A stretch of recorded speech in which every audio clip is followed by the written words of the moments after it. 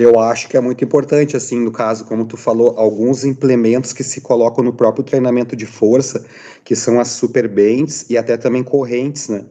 Porque tu consegue fazer essas cadências de força. Pensa na corrente também, que é uma coisa bacana. Conforme os elos vão subindo, a carga vai aumentando. Que é quando, digamos, a gente vai tirar o adversário do UPA, ele até tá agarrado, mas no final, aquela última força, a gente vai ter que exigir mais para conseguir realmente arrancar. Então ele faz, no caso, essas cadências de forças aumentarem conforme a extensão total do movimento. Então acredito que isso tem um efeito muito bacana, né? O músculo ele vai se adaptando dessas formas de cadências que são específicas na luta. Eu acredito que isso é muito bom. É porque como hoje em dia tem tanta diversificação de treinamento, a gente tem muitas possibilidades, né? É que nem a gente às vezes coloca que nem o movimento de swing, que é muito legal, que a gente trabalha. Então, com o uso de elástico, também a gente consegue ter uma intensidade de volta de sustentar melhor. Que esse eu acredito que é um dos teus exercícios prediletos, né? Então, Porra, sinistro, sinistro, sinistro. né? E no caso, no jiu-jitsu, como tu falou também, outra coisa que é muito importante, até quando a gente fala da preparação física, é fazer muito, para treinamentos de puxar, a gente trabalha muitas isometrias, né? Então, um lutador de jiu-jitsu, ele tem que trabalhar bastante forças isométricas. Eu até tenho uma vez uma história que eu vi que eu achei bem engraçada, porque no caso eu venho da escola da Sul Jiu-Jitsu e alguns colegas, quando ia ter competições mundiais, iam para o Rio de Janeiro, e nessa época, quem dava aula de wrestling, né, no caso no Rio de Janeiro, quando era Brazilian Top Team, era aquele wrestler que se chamava Daryl Goller, não sei se tu lembra. Isso. Lembra?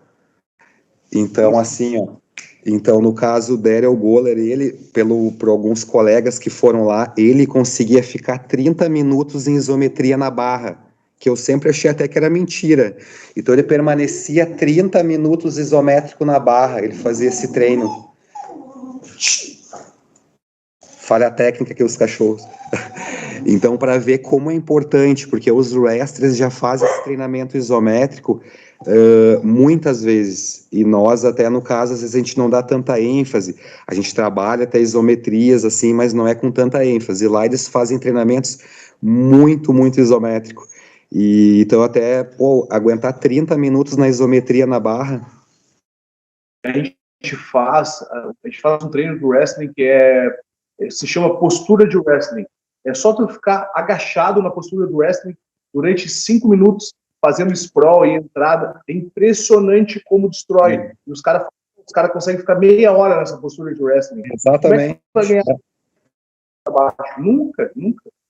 Exatamente, tanto que até ressaltando, segundo alguns estudos, né, como tu mesmo sabe, um lutador de wrestling é considerado como um dos atletas mais condicionados, até porque ele é muito resistente, muito forte, muito explosivo. Então ele tem 3 valências muito fortes, né? Porque para ser wrestler tu tem que ser as 3. Tanto que fazer uma periodização para esses tipos de luta, um lutador tem que ser completo, ele não pode ser apenas uma coisa. Então, um atleta de wrestling, até mesmo tu sabe, quando a gente vê os lutadores de MMA, eles sempre têm um condicionamento físico muito bom. Principalmente, olha os lutadores que lutam no UFC e foram All American, que foram campeões de wrestling. Quase todos geralmente conseguiram ser campeões do UFC, né? E geralmente, às vezes, nem são tão bons na especialidade de trocação, aprendem um pouco e conseguem ter um alto tipo desempenho, né? Isso é uma coisa bem legal de ressaltar, né?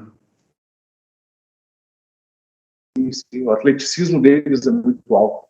Mas pro jiu-jitsu de kimono, o que se aproveita dessa preparação do wrestling? Seria mais para a parte de queda mesmo, obviamente, mas a parte física, ela é parecida, né, com a parte do wrestling.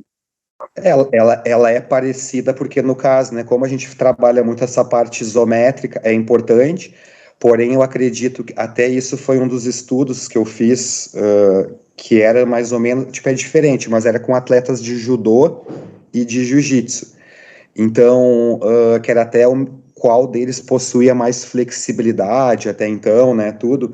Então, assim, eu vejo que no jiu-jitsu a gente tem até alguma parada, né, até alguma parte importante do wrestling, porém no jiu-jitsu a luta desenvolve no chão e nós, lutadores de jiu-jitsu, temos a guarda. Então a guarda, ela nos obriga a gente ter um pouco mais de mobilidade, de quadril solto, um pouco mais de maleabilidade, né?